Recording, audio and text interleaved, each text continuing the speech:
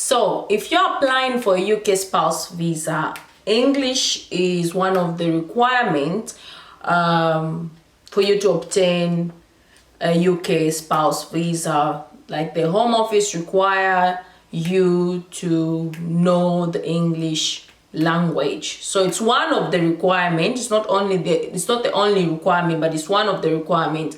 And B1 enables you to do the leave to remain and further leave to remain, indefinite leave to remain, as well as go for citizenship. But in my case, I did A1. So in this video, I'm going to be talking about B1 because I've just recently done B1 and I passed with a distinction.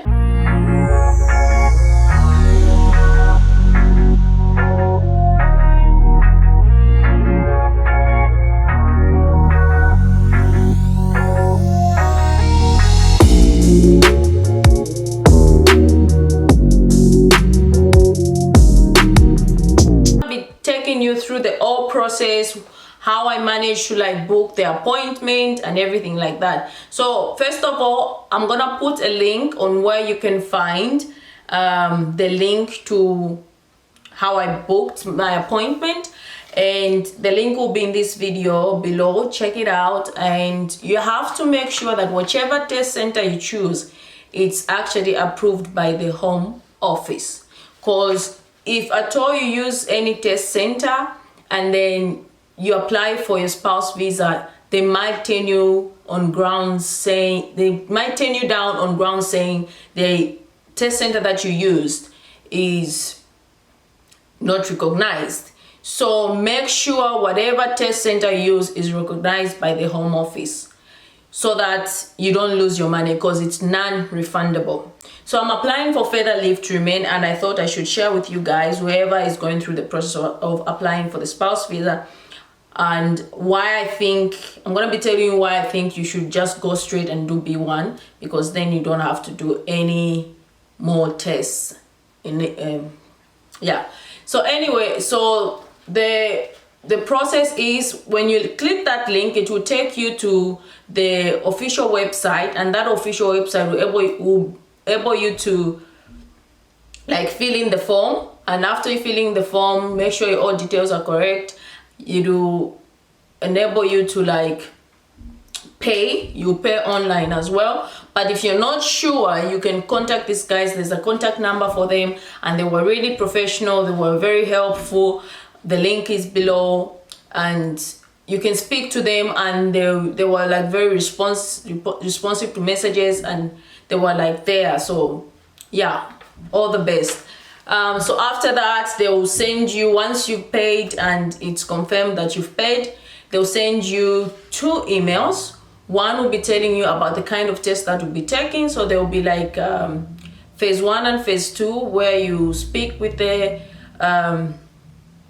examiner, as well as the examiner asking you questions.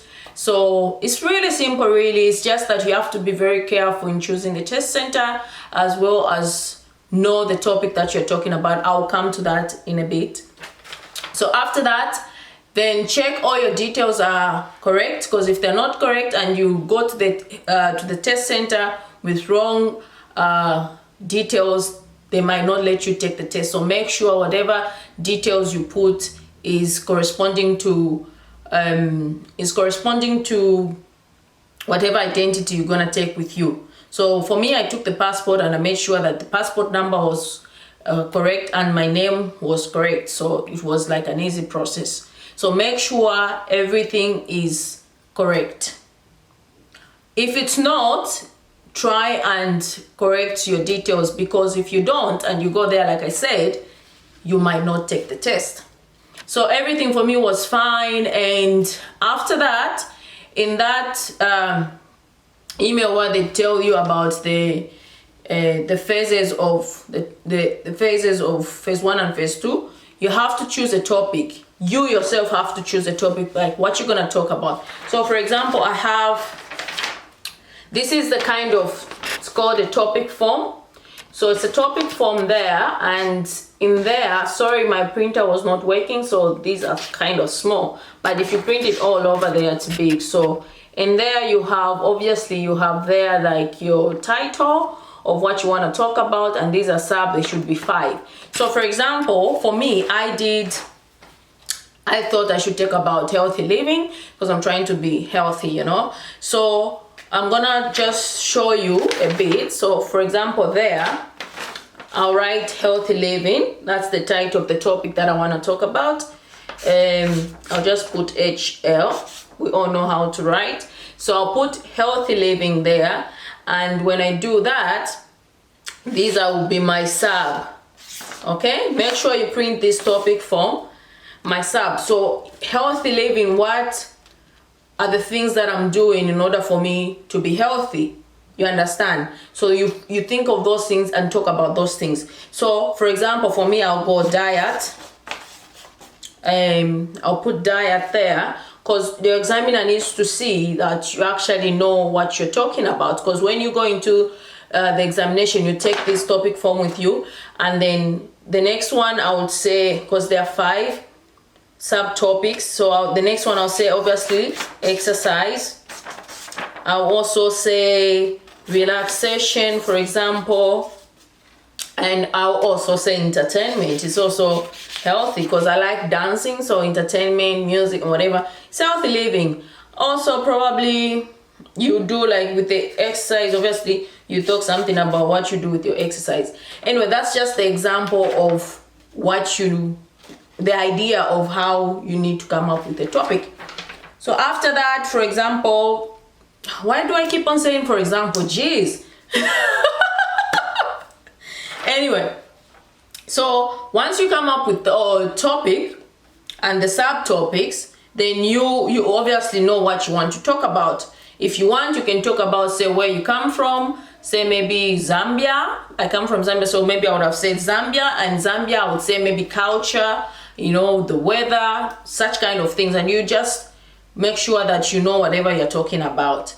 So now let's get to the appointment. So obviously I traveled there and I reached, and oh my God, they're really taking this COVID serious. If you're not taking COVID serious, guys, mask up, sanitize. COVID is real. People are dying.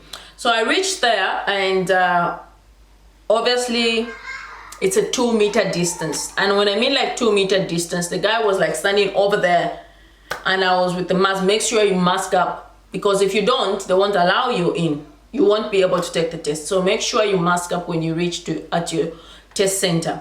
And then they'll ask you to sanitize. And the questions obviously that you expect, that's at the reception. They'll ask you if you've been in contact with anyone who's had a positive test, or if you've had a positive test, or yeah, just like, or if you've recovered from COVID, things like that. So luckily for me, thank God, I haven't had any symptoms or things like that.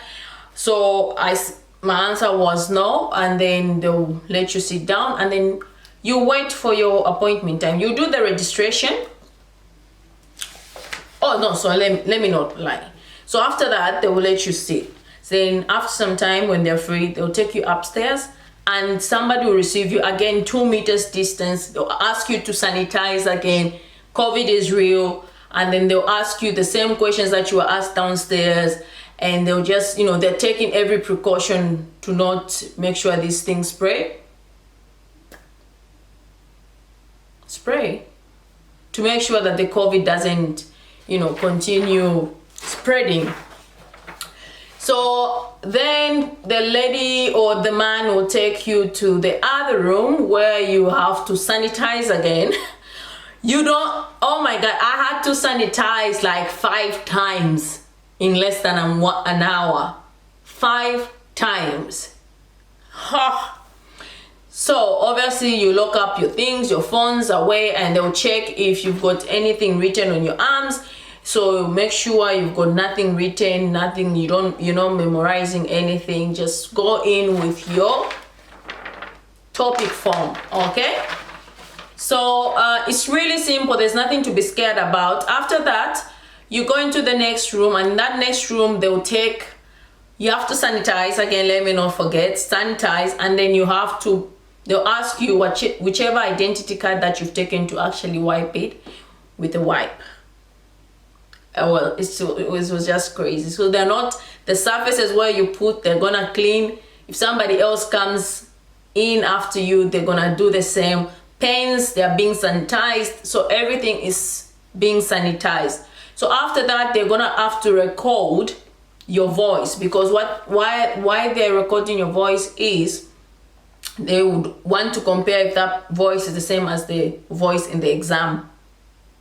You understand? Just for, you know, they make sure. So anyway, after that, you wait to go into your exam room. So now, in the exam room, you're not with anybody. Because of the COVID, they've taken up measures whereby you're going to be with a computer. So it's Skype interview. And that I didn't know. So the examiner will be on Skype and they'll call you, and you don't have to touch the computer. It will just, when they call you, they're there online and you start speaking online. So obviously the examiner will greet you and you greet the examiner as well. You answer and sort of. So now listen carefully when it comes to the things you're talking about. So quite all right, you've all mastered everything and you've got a topic, but you don't know what kind of question the examiner is going to ask. So you have to be prepared to answer the questions. So if you want to talk about healthy living, I'm going to give you like examples on how to answer questions in the exam. So my examiner saw the topic form, asked me what I'm talking about. I said healthy living, and she asked me about the subtopics. I said that. So for example, if the examiner asks you a question saying, so Beverly, how have you been living a healthy lifestyle, or why have you decided to be living healthy, you know? Or questions like, okay, this is a simple one. Questions like, have you been living healthy all along or always? You understand? So if you've been living healthy, don't just say yes. That's not the answer the examiner is looking for. And then don't just say no. Because when you say that, they'll mark you down, because the examiner won't be able to understand that you're able to express yourself in English and you're able to understand the question fully. So don't answer with bullet points, okay? So try and answer with like an expression where like you express yourself. So for example, Beverly, have you always lived a healthy lifestyle? I'm gonna say my answer will be not really. But if I answer not really, I can't wait for the examiner to ask me why not really. That's just like bullet points. It's not a conversation. They want to see if you're able to have a normal conversation in English.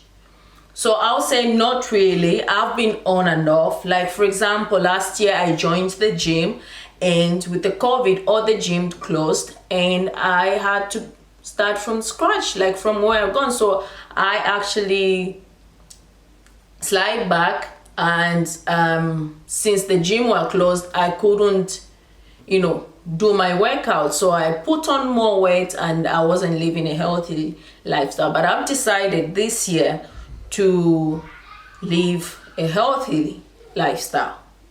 So that's me expressing myself in English, and the examiner is able to see that I'm able to express myself in English. Then probably she'll follow you with a question to say, why have you decided to live a healthy now, like a healthy lifestyle now? So I would say, well, sorry, I lie. Maybe the examiner asks you, how are you living a healthy lifestyle? Since I said I wasn't living a healthy lifestyle, the examiner will ask you, how are you living a healthy lifestyle? Don't just say, I'm exercising, that's it. You know?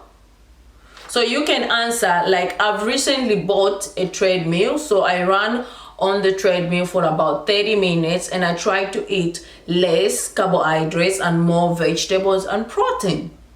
So that's how you answer.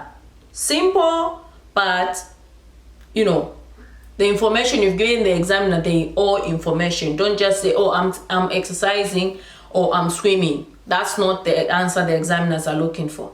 So I've recently bought a treadmill and I will run for 30 minutes, and after that I practice yoga. I also do some cardio, just so the examiner can know what you're talking about. If you said like diet, include the diet in the answer. So I'm eating less carbohydrates and more vegetables and proteins.